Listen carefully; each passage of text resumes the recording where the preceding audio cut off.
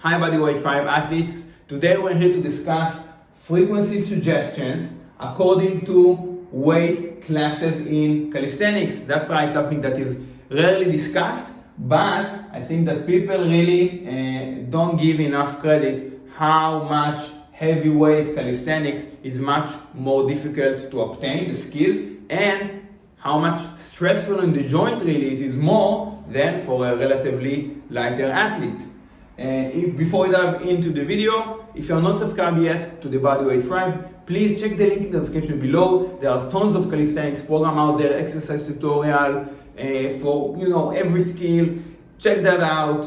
Tons of content each and every month, and I also have online coaching services, program consultation calls, video chats with me, and online coaching program. Thank you very much.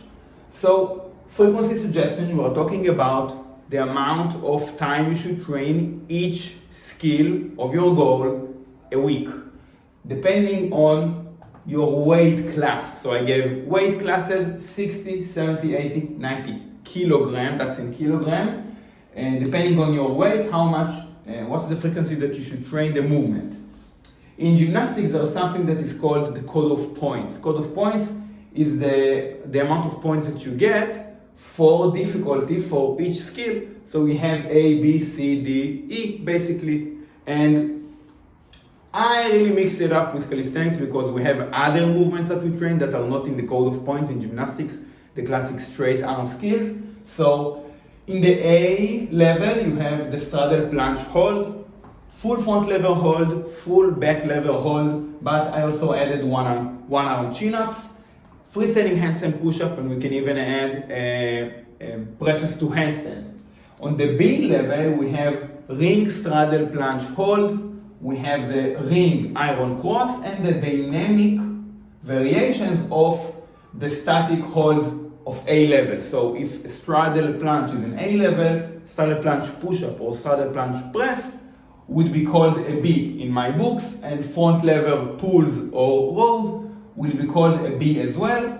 And then I didn't have a C because relatively C is not a really significant difficulty level in gymnastics. I moved on to D and above. Maltese, inverted cross. We can also put Victorian, although it is slightly less stressful on the joints, so it can really act as an easier skill frequency-wise, and all the combinations. So Maltese presses to planche, cross presses to pulls, full planche push-ups on rings, really advanced stuff, cross pulls to Maltese, etc.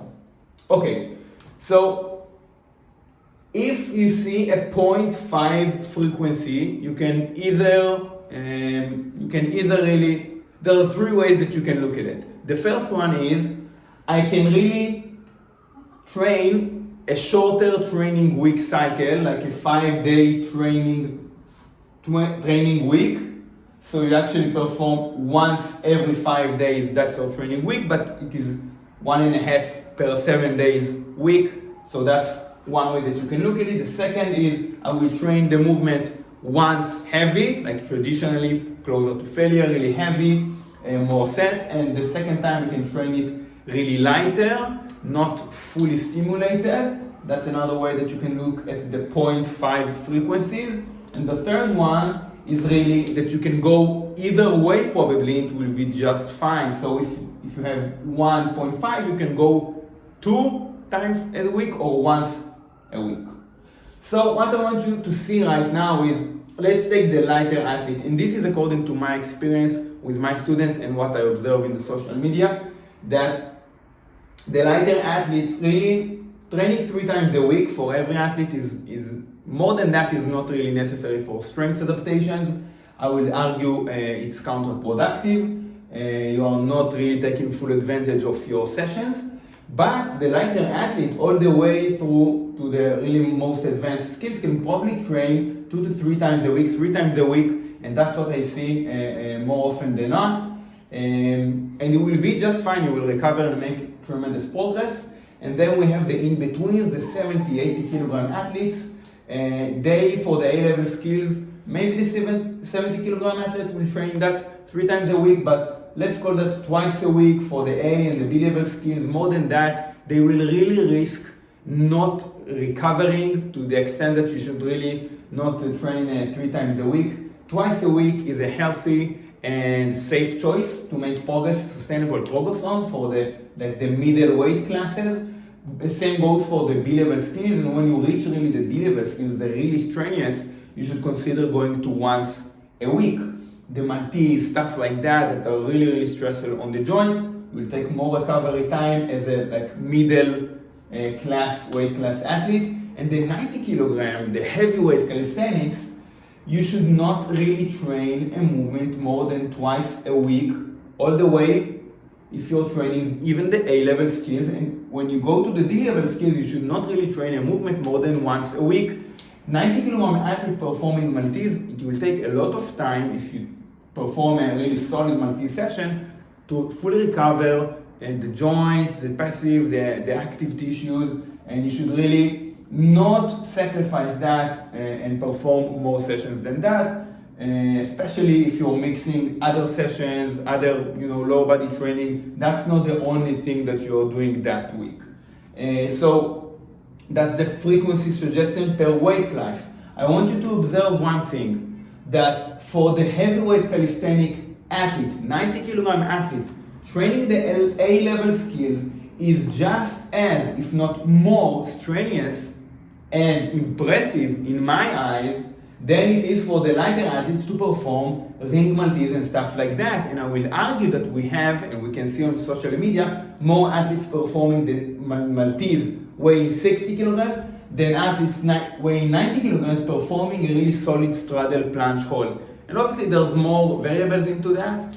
The 90 kilogram athlete probably won't gravitate towards calisthenics because it less exhibits his strength, his positives, but surely most of that, I would argue, is because it is just more strenuous, the straddle plunge hold, than the Maltese for the really light athlete.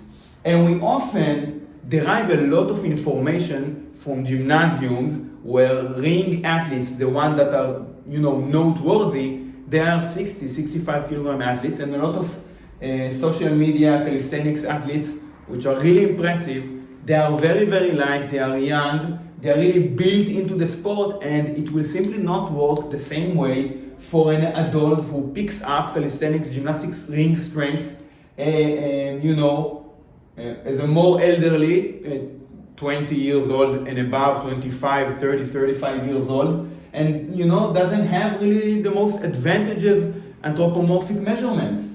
Usually when we're talking about the weight, it corresponds with height and corresponds with wingspan. So they are all really significant variables, but they correspond with weight. So I just put the weight.